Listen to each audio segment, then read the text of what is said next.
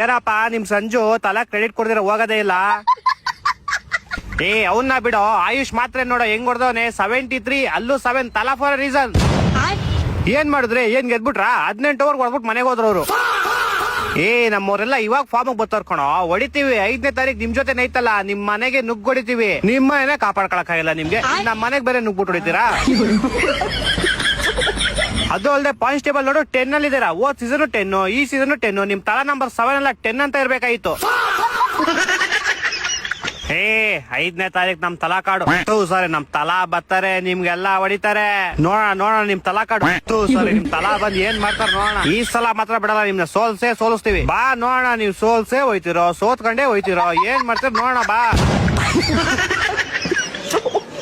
ಏನಪ್ಪ ನಿಮ್ ಸಂಜು ತಲಾ ಕ್ರೆಡಿಟ್ ಕೊಡ್ದಿರ ಹೋಗೋದೇ ಇಲ್ಲ.